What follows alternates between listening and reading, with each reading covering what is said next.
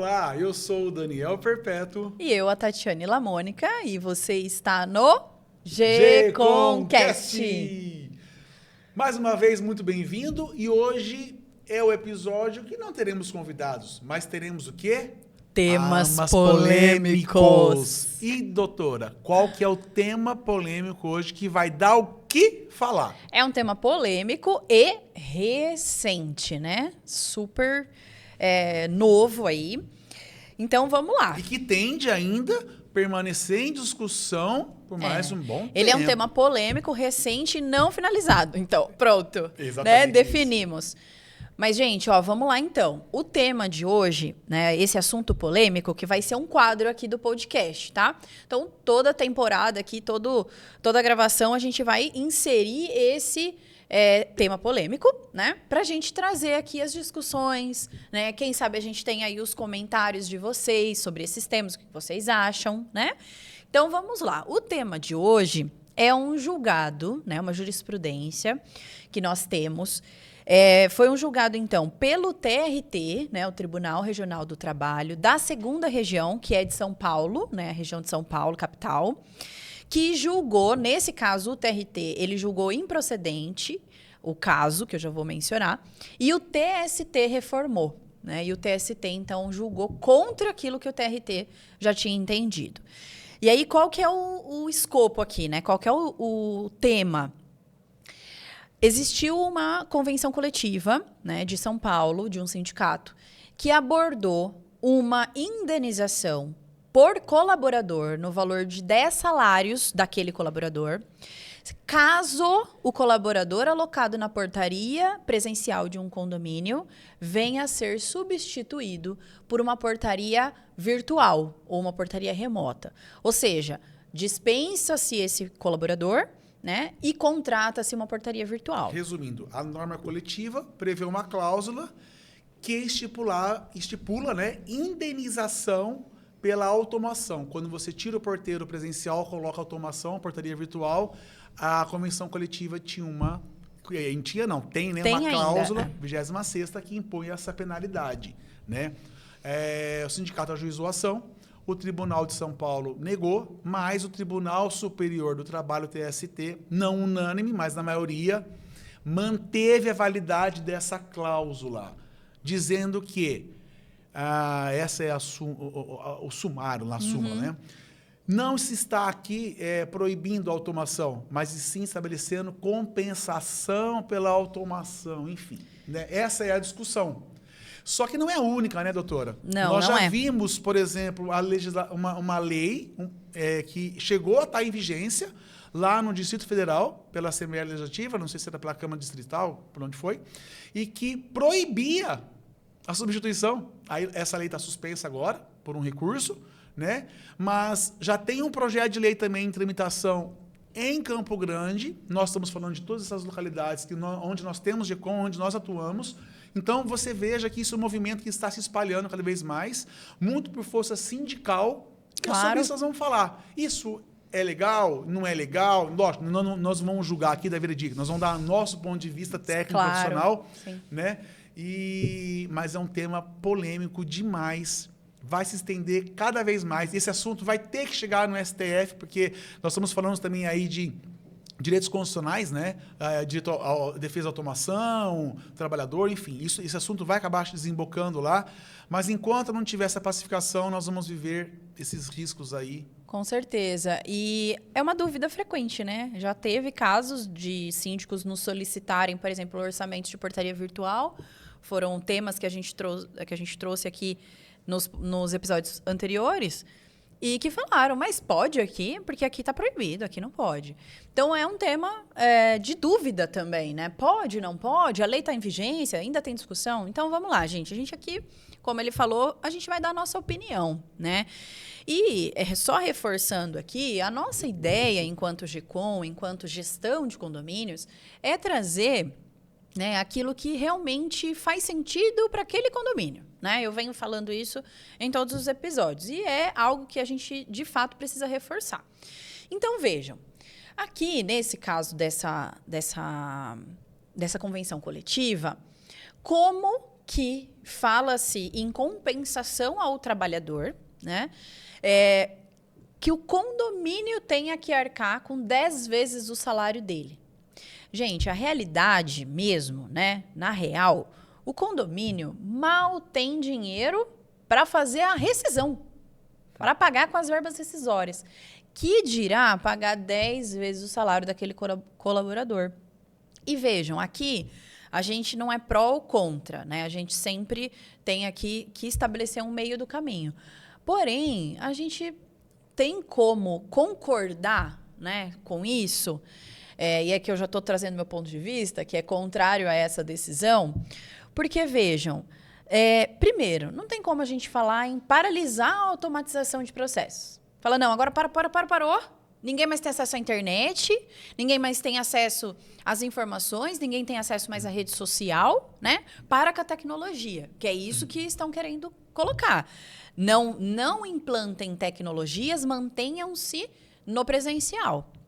Aqui a gente já falou também que varia muito de condomínio para condomínio. Tem condomínio que vai permanecer sim no presencial, mas o condomínio que decidir que faz sentido para aquela coletividade que é privada, que faz sentido uma contratação de portaria virtual por preço, por qualidade, por segurança, como que o colaborador, né, aqueles colaboradores ali alocados, vão decidir o destino daquele condomínio.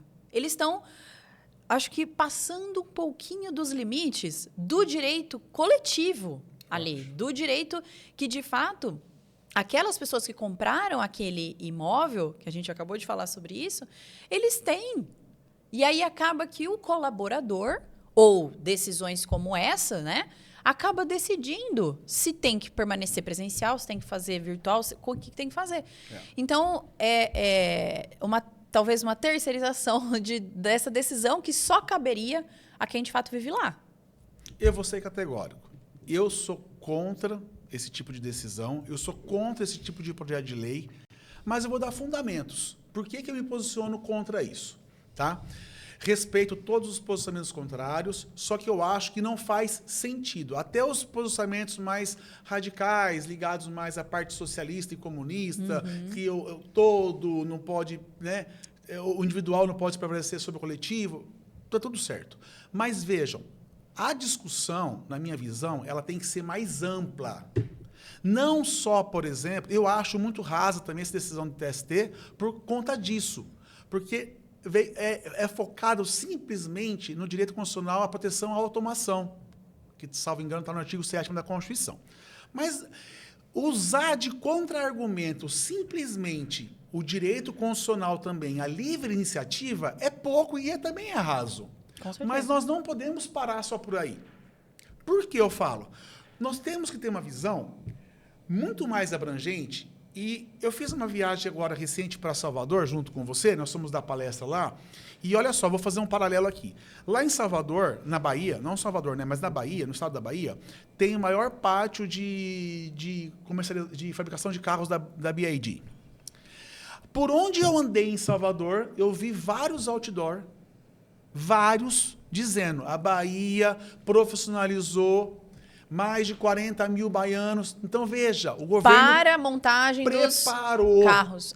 Preparou. Verdade. Então, quando nós pensamos em portaria virtual, nós estamos falando não de limitação e ceifar empregos.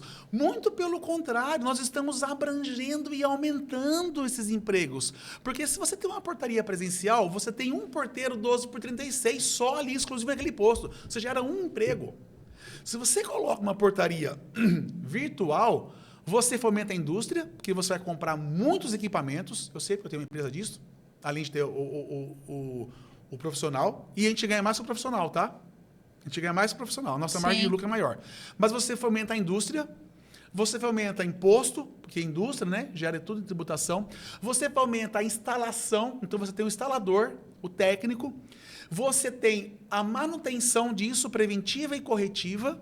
E você tem a central de atendimento, que você tem porteiro presencial na central, fazendo controle de acesso. Olha quantas multiplicações de postos de trabalho você não tem e você não agrega com a portaria virtual. Mas o que eu vejo? Qual que é o grande problema? Para variar, o problema é político.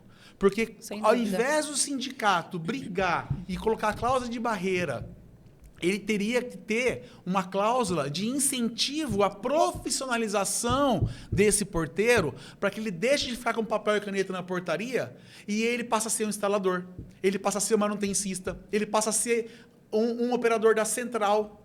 Mas se o sindicato fizer isso, ele muda de categoria, ele sai da base territorial dele. Aí nós temos um problema político. Muda de competência. Ele muda de competência. Exato. Aqui nós estamos falando de arrecadação sindical, voltou o imposto sindical, voltou a contribuição sindical compulsória. Então, veja que a discussão ela é muito mais abrangente. Né? Agora, não tem como me convencer dizendo que a automação tira emprego. Olha o que eu falei aqui. A automação ela gera novos empregos. Agora, tem que estar associada a uma política de capacitação. De incentivo, né? E um detalhe, viu? Um detalhe. Esse profissional, quando ele sai da portaria e ele é capacitado a fazer um técnico, a fazer uma manutenção, ele cresce na vida, ele tem piso salarial melhor, ele ganha mais e ele se sente muito mais motivado, o ego dele, entende? Como pessoa Como mesmo. pessoa, ele cresce na vida. Sim. E aí, assim, é exatamente por todos esses motivos que a gente não tem como concordar. Não é por ter uma portaria virtual, porque a gente tem também a terceirização dos colaboradores, né? Aqui muita gente pode estar nos ouvindo e pensando, mas eles têm interesse, né? Mas não é sobre o interesse, né? Eu acredito aqui o que a gente está falando. É sobre pensar no coletivo mesmo. Pensar no todo. Então, fazendo esse paralelo que a gente viu lá, e a gente falou que a gente ia trazer esse tema, né? Da questão dos carros. Se a gente for fazer um paralelo com os carros, é a mesma coisa. Por exemplo, do estado da Bahia, falar assim, não, aqui só vai ter carro a combustão. Aqui, carro elétrico não vai vingar, não vai ter. Porque senão não vai você ter. tira o emprego do frentista. Porque Nós senão, não brincamos. Faz sentido isso? Porque você tira o emprego do frentista do posto de combustível. Faz sentido isso? Não faz sentido. Então, é a mesma coisa, né? Quando a gente migra para esse tema do condomínio. Então, o que a gente vê hoje, né, na realidade, não só sobre esse tema, mas particularmente quando a gente traz para o direito trabalhista, isso é muito ainda latente, né? Mas é a falta da prática condominial que a gente vê no judiciário, né? De fato, eles não entendem, né, o cenário. Tanto o sindicato quanto o judiciário, eles não entendem a vivência condominial para dar uma decisão dessa. Exatamente. Né? Para trazer um julgado tão restrito como esse, porque isso é restringir.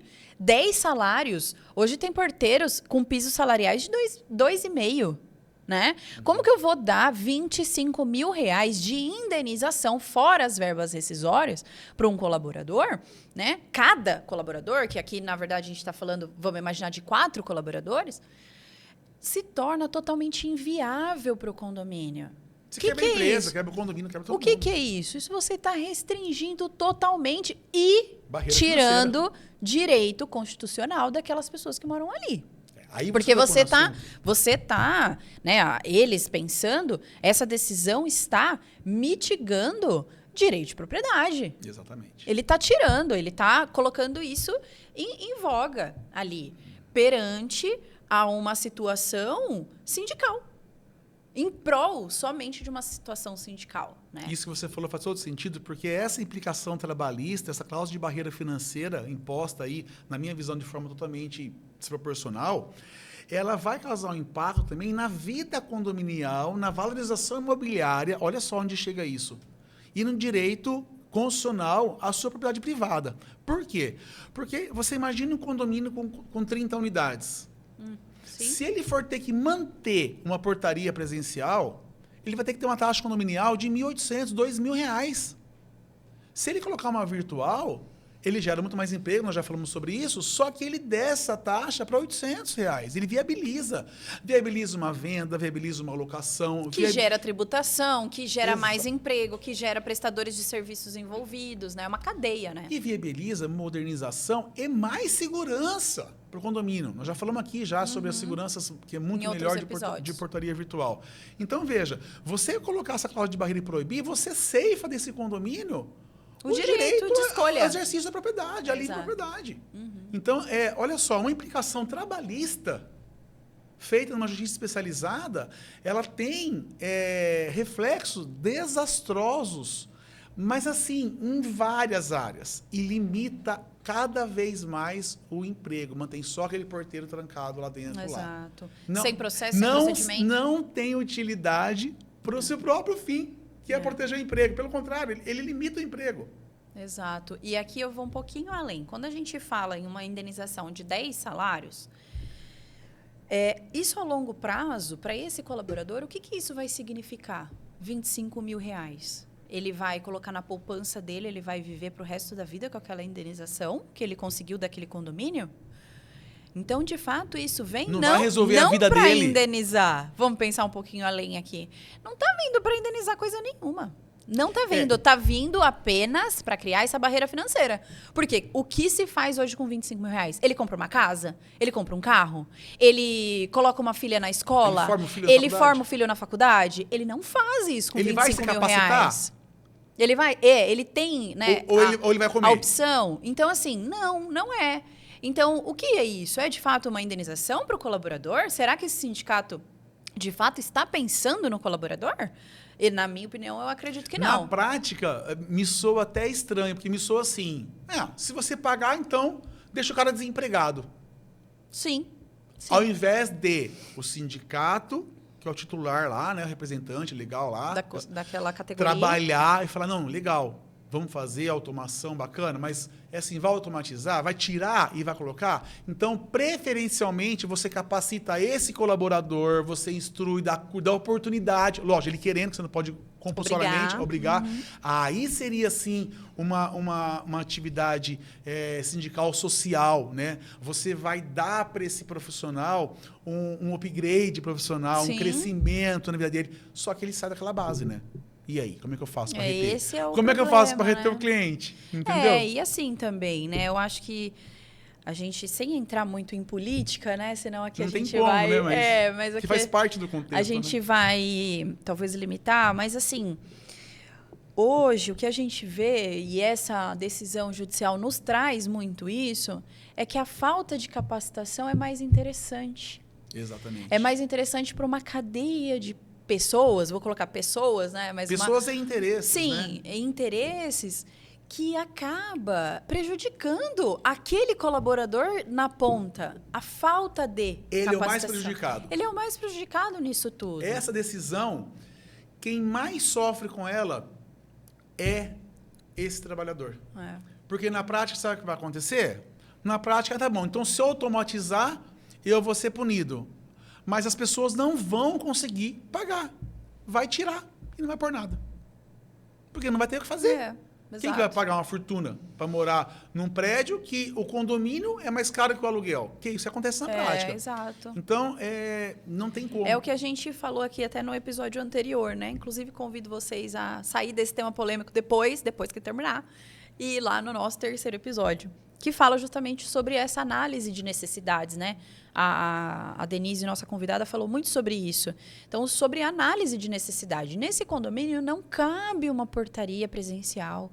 Gente, hoje, para se ter um colaborador registrado nos termos da CLT, né, nos termos legais no Brasil, é extremamente caro. É caro. Para fazer o certo. Claro, para fazer dentro da legislação. Se a gente não for dar jeitinho, é muito caro. E aí, voltando, essa análise que tem que ser feita. Exato. Todo condomínio, então, precisa ter essa portaria presencial? Não vai caber, porque é caro. E se não for caro, tem alguma coisa errada. E vai criar um passivo trabalhista. E aí sim vai vir uma reclamação trabalhista desse colaborador com razão. Então, assim, é uma cadeia de situações que uma decisão como essa não pensa. Com certeza. Não pensa. O desembargador que está ali, ele não está pensando nesse todo. Ele está pensando naquelas 3 linhas da cláusula da convenção coletiva que fala que o colaborador vai ter que ser indenizado. Mas olha só a abrangência dessa discussão, né? Agora, só para deixar uma luz no fim do túnel, porque às vezes as pessoas perguntam, tá bom, tá esse tema polêmico aí, vai continuar por um bom tempo ainda. Tá, e o que eu faço aqui no meu condomínio? Não, eu tenho Duas opções. Primeiro, não tem como você ter certeza de nada por enquanto nós estamos na penumbra do judiciário. Sim. E o judiciário não está fácil no Brasil. Nós temos que primeiro trabalhar com o máximo de segurança jurídica.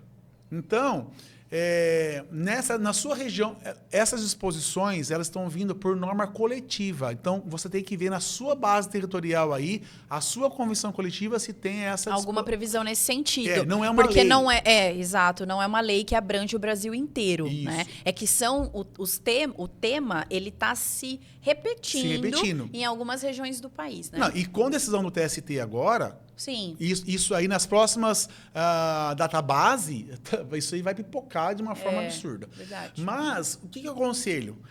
Primeiro, os incorporadores e construtores. Vai lançar um empreendimento? Lança primeiro nessas regiões com o projeto de portaria virtual.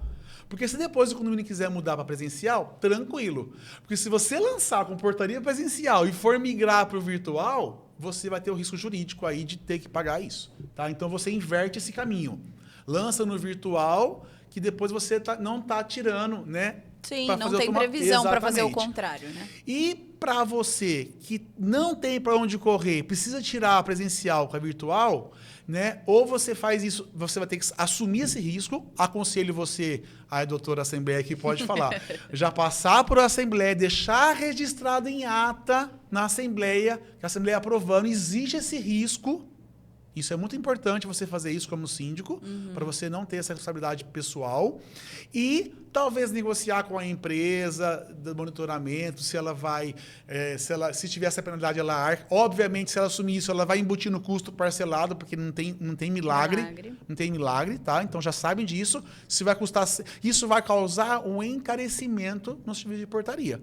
Porque se uma empresa for te ajudar por cláusula, mas se vier, você paga? Eu pago. Mas um contrato de 4 anos, o valor vai ser maior por mês, porque ela vai embutir esse custo aí para o condomínio. Então, você tem todos esses artifícios para você viabilizar. Agora, 100% seguro...